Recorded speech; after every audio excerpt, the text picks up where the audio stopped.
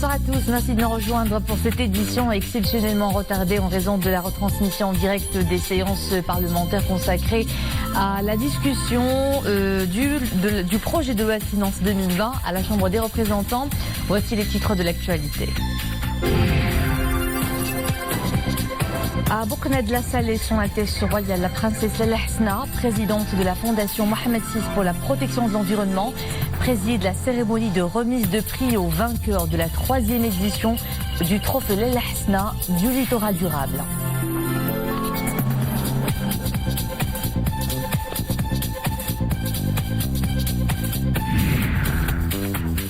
Coopération Sud-Sud, à Abidjan, le projet de sauvegarde et de valorisation de la baie de Cocody avance à grands pas. En début de semaine, les travaux d'ouverture du fleuve Comoé à Grand Bassam ont été officiellement lancés avec l'objectif d'atténuer les risques d'inondation. Les pluies se font attendre à Arhamna, une région réputée pour ses terres bourres. Les systèmes d'irrigation ne sont que très peu sollicités.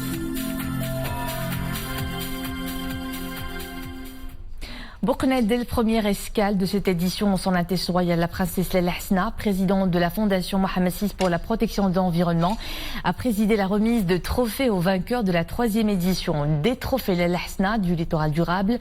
La présente édition a connu une grande participation. Sur 130 projets présentés, 24 ont été sélectionnés. Mohamed Etlishkar.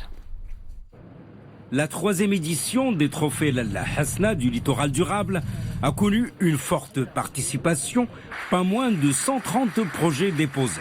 24 actions retenues, dont le tiers est le fruit de projets lancés par des associations.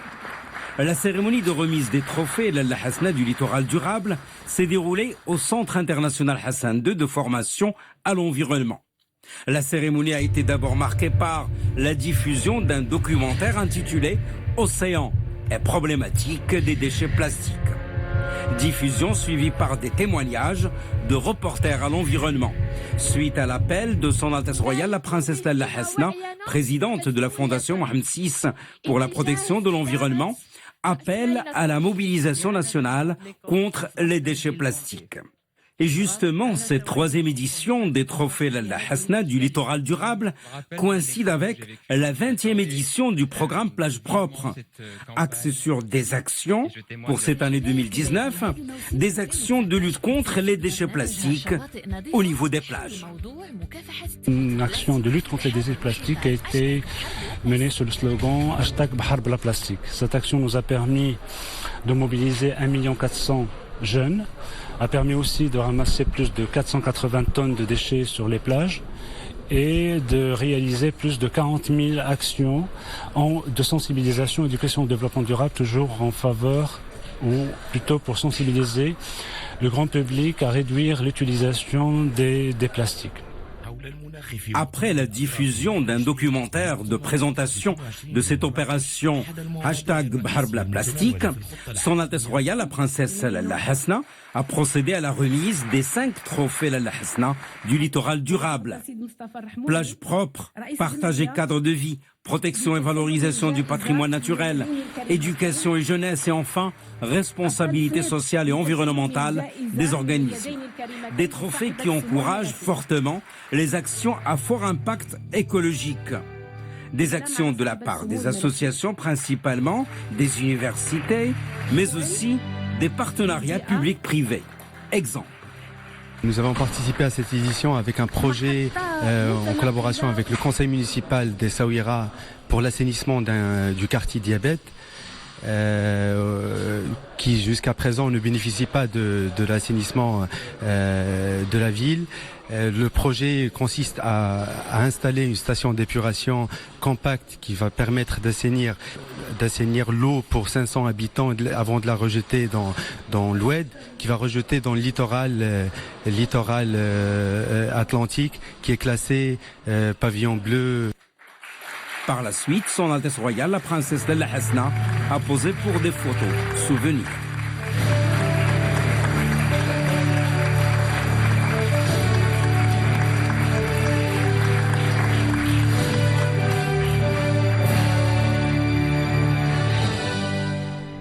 Les politiques et le droit de la concurrence. La question fait débat à une conférence internationale initiée par le Conseil de la concurrence. C'est la première organisée par le Conseil depuis son activation en novembre 2018. Elle vise à mettre en exergue les avancées réalisées et les défis à relever par les autorités nationales de la concurrence. L'événement se propose aussi d'offrir une plateforme pour tirer les enseignements des expériences nationales et le partage des bonnes pratiques dans ce domaine. En marge de cette conférence, des conventions de partenariat ont été signées entre le Conseil de la concurrence et l'autorité de la concurrence portugaise d'une part et la Commission nationale de contrôle de protection des données à caractère personnel.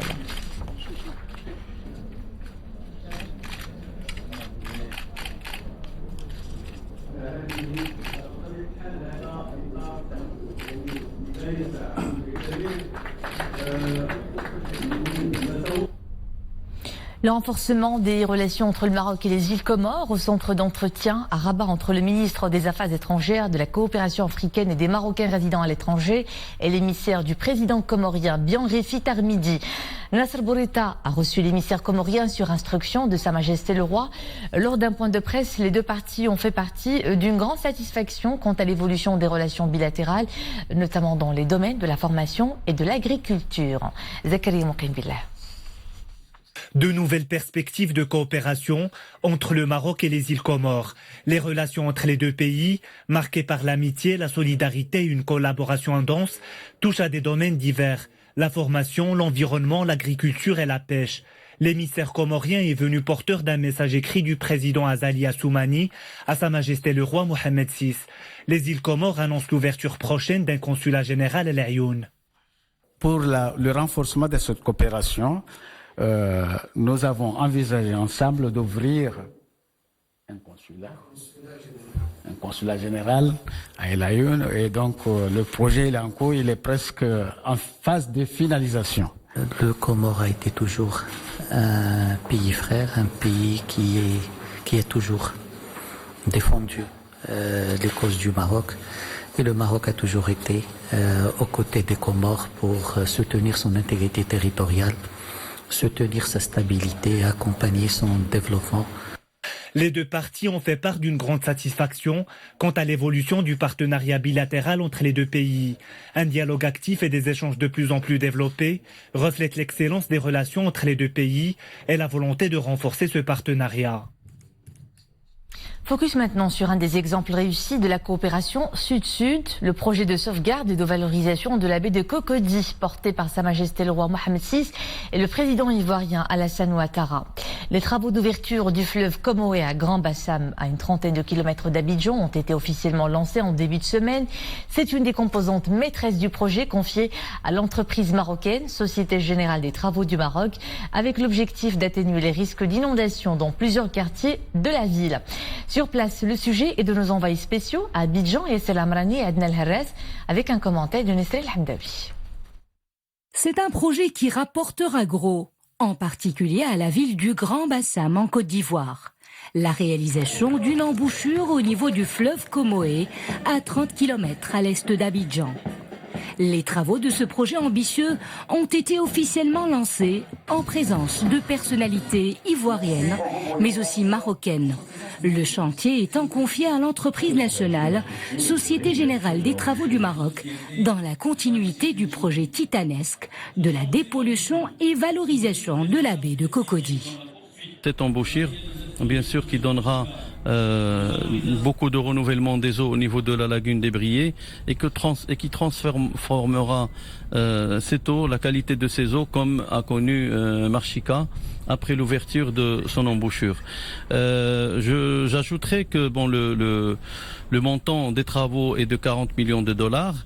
Et puis ce qui est important, c'est que cette embouchure va complètement changer la donne au niveau de Grand Bassam, parce qu'elle pourra permettre aux pêcheurs de rentrer et de sortir de la lagune vers l'Atlantique. Beaucoup de nos techniciens sont allés voir ce que Machik Ahmed a fait au Maroc, et les rapports qui ont été donnés sont de qualité.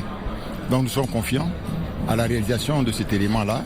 C'est un joyau en réalité concernant cette embouchure, qui ne va pas seulement servir donc de passage de l'eau et la lagune, mais un élément touristique que les gens viendront voir. Un projet à forte portée, sorti des entrailles d'une conception ingénieuse de sauvegarde de la baie de Cocody.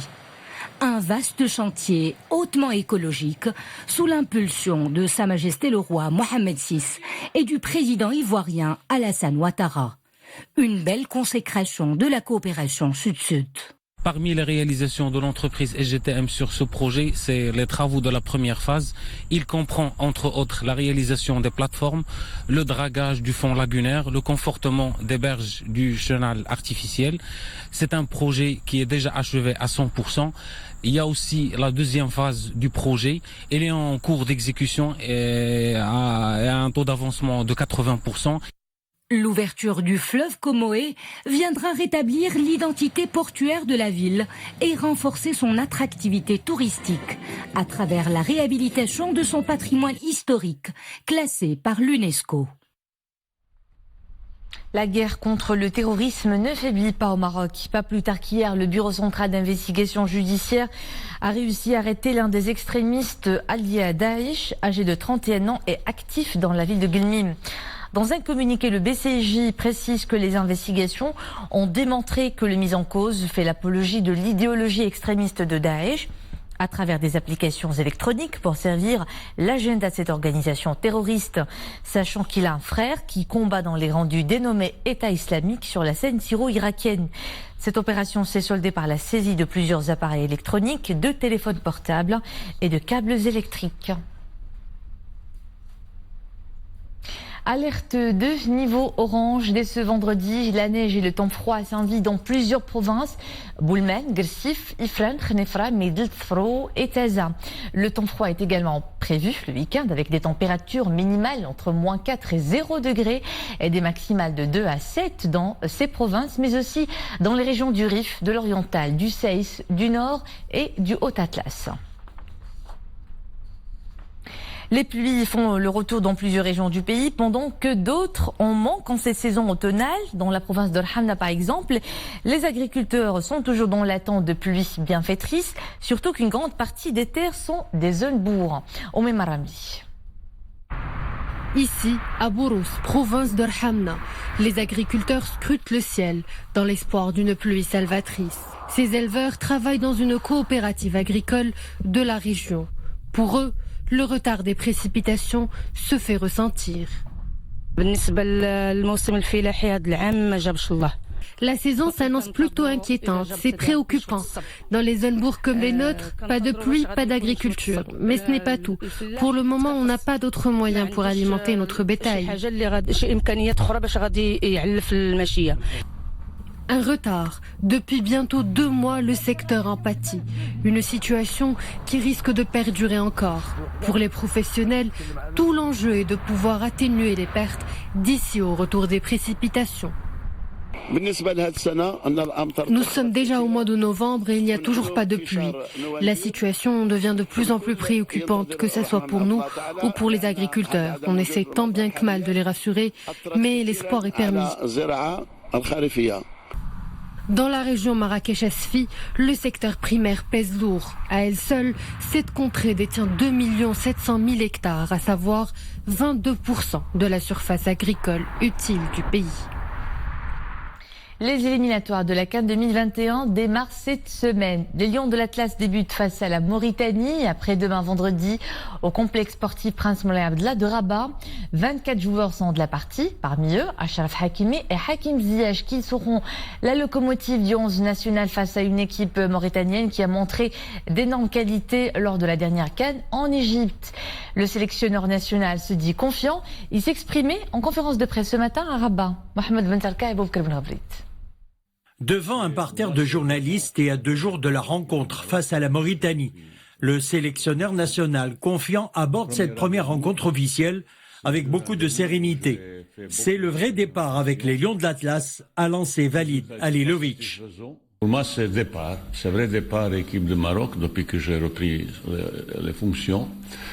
Le premier rendez-vous, c'est 2 rendez-vous où j'ai fait beaucoup d'expérimentation. On a beaucoup observé l'équipe de Mauritanie. On a beaucoup travaillé. Même notre directeur technique, il est parti voir les matchs. Il a filmé, on a parlé, discuté. On apprend avec beaucoup de sérieuxité cette équipe, ce match. On est d'obligation gagnée. Achraf Hakimi et Hakim Ziyech seront la locomotive des Lions de l'Atlas face à une équipe mauritanienne qu'ils ne sous-estiment pas. Chaque match est unique et chaque adversaire est différent. Si je me rappelle mon dernier match à Rabat contre le Mali, j'avais inscrit un doublé. C'est autre chose aujourd'hui, on verra ce qui arrivera. J'ai oublié mon penalty raté face au Bénin. Le football est ainsi fait. Les meilleurs joueurs au monde se loupent. J'ai oublié et je continue à avancer. Le sélectionneur national s'est expliqué sur ses choix de sélection. Walid Halilovic a tiré les choses au clair concernant le cas Amin Harit. Amin Harit, c'est tout simplement, il avait occasion, il a joué. Je n'étais pas satisfait de son présentation, ni sur le terrain, ni sur le plan technique, et ni engagement. Et plus Harit, il est depuis quelques années à l'équipe nationale. Ces statistiques ne sont pas encore bons. Ça veut dire, Harit, il n'a pas encore rien montré. Il n'a pas encore marqué comme ça. Ça veut dire, il faut donner occasion peut-être d'autres comme ça.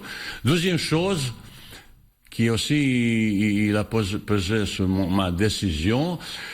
2 fois, il était là. Quand il ne joue pas, Harit, il fait tout pour rentrer dans son club. Ça veut dire, il est intéressé que quand il joue. Et moi, je ne peux pas donner à personne garantie qu'il sera titulaire pour jouer.